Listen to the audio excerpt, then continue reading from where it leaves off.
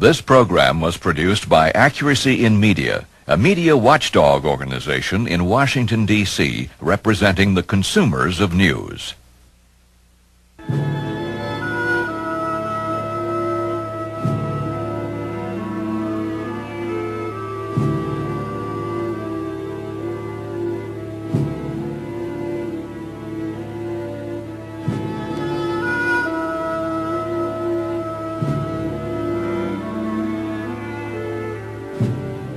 As the 10th anniversary of the end of the Vietnam War approached, we began to see a new attitude towards the war and America's role in it. This new mood was symbolized by the completion of the Vietnam Veterans Memorial in Washington, D.C., with the unveiling of this statue, portraying the men who fought and died in that far-off land as heroes.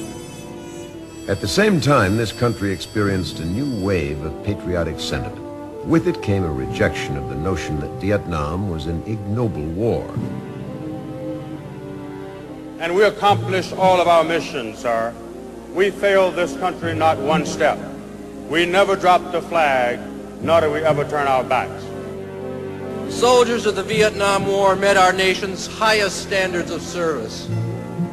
The house-to-house battles for Hue, the murderous shellings absorbed at Khe Sanh, tested the courage of our soldiers no less than the battles of World War II in Korea. After seeing the horrible consequences of communist rule in Indochina, the Holocaust in Cambodia, and the flight of the boat people from Vietnam, Americans came to recognize that this was a war we should have fought to win. Why didn't we? There's no single answer to that question, but many believe that our will to win was eroded by the way our media, especially television, reported the war. Hello, I'm Charlton Heston. Vietnam has been called the first television war because in the 1960s, television became our electronic window on the world, shaping perceptions of ordinary citizens and even affecting high-level foreign policy decisions. The war was never far away. It was right there in our living rooms, every night.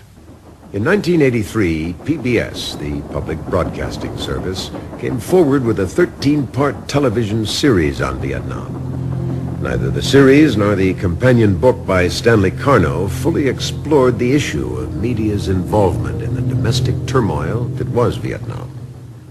When the PBS series about Vietnam was broadcast during the fall of 1983, those citizens concerned about the impact of media on American politics were gravely disappointed. Rather than coming forward with new insights, the series reiterated many of the same journalistic errors of the 1960s. Those who believed that the past must be recorded accurately so we can plan for the future dare not leave such a distorted report unchallenged.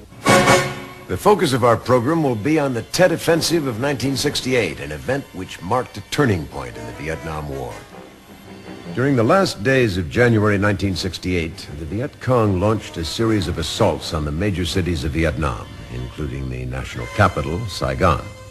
Communist planners assumed that local populations would rally to the Viet Cong and that the army of South Vietnam would collapse. As the initial advantage of surprise waned, it became increasingly clear that neither assumption was justified. Civilians in the South did not rally to the communist banner. The army of South Vietnam showed itself to be capable of sustained engagement with the enemy.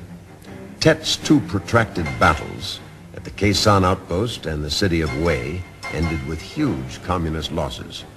By early spring of 1968, the nationwide offensive was acknowledged to be a complete and utter disaster.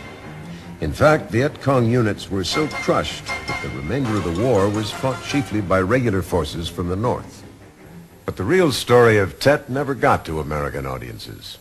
Instead, by focusing exclusively on Tet's pyrotechnics, the American media, especially television, created a very negative impression. One of the most devastating media dramas during the Tet Offensive took place at the U.S. Embassy in Saigon. Sometime around 3 a.m. on January 31st, 1968, a squad of 19 Viet Cong infiltrators drove to the U.S. Embassy. They planted explosive charges against the wall surrounding the embassy grounds and blew a hole large enough to get through. During the opening moments of the assault, the Viet Cong commander was killed.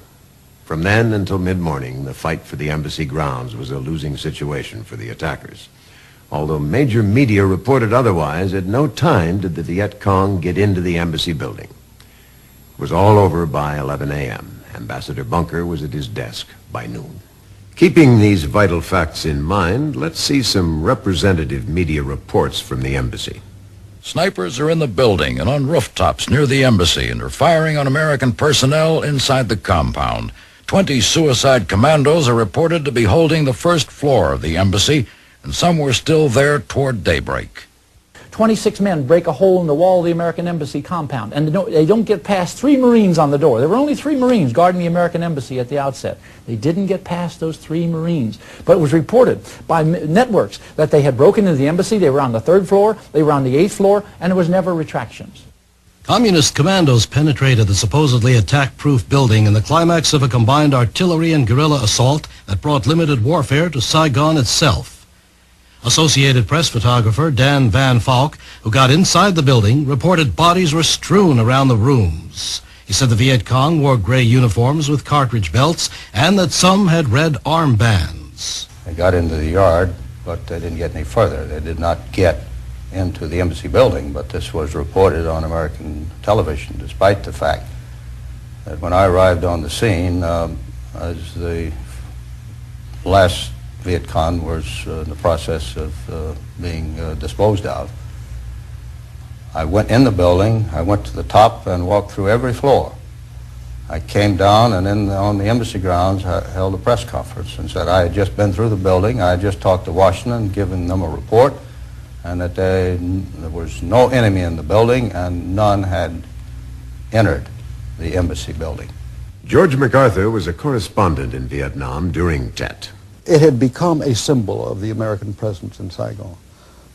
In conjunction with the adversarial relationship that had been created by the press, and the fact that a goodly number of the newspaper men there literally detested the American authority figure, if you will, and it was symbolized in that building. They were conditioned by their adversarial relationship with the military to believe the worst. And when the worst happened to that which was the symbol, then the temptation, as we say in the newspaper business, to take it and run was too great for many to resist. And within that next 4 or 5 hours, our defeat was recorded for the whole world to see and rejoice in. It was untrue, but the damage had been done, and you can't catch things like that. Well, at the time of the Tet Offensive, I was the Director of Information at the Embassy of Vietnam here in Washington. And because of that, the function of mine, I had a very good vantage point. After 48 hours, the whole thing becomes very clear. That is, the communists have been thrown out of the major point of attacks. And there's only a couple of cities where there was still fighting going on. In his monumental study of Tet reporting, Peter Braestrup reminds us, Hanoi didn't claim a victory, psychological, symbolic, or otherwise, at the embassy. But American newsmen were quick to award Hanoi a major psychological triumph there. Robert Elegant is an award-winning journalist who covered the war for the Los Angeles Times. He's written with insight about Vietnam and media. In 1981, I published an article entitled How to Lose a War in a rather obscure British intellectual magazine called Encounter. I wrote about Vietnam and I said that for the first time in history, the outcome of a major conflict was determined not on the battlefield nor in the negotiating chambers, but on the printed page and the television screen. Trong Nhu Tang was once the Viet Cong Minister of Justice. Now he lives in exile from communist tyranny. Oui, nous avons perdu beaucoup de combattants. We lost a lot of fighters. Nous avons 5 divisions. Le 1, we had 5 divisions. The 1st, the 5, the 3rd, the 7th, 5th, 7th, and 9th. Mais après l'offensive du Tet, toutes ces divisions n'ont plus que... But after the Tet Offensive, all these divisions ended up with not even half of their forces. Au point de vue militaire, je crois que les Américains n'ont pas su de fortes pertes humaines. From the military point of view, I believe that the Americans at Tet did not sustain great losses of human lives.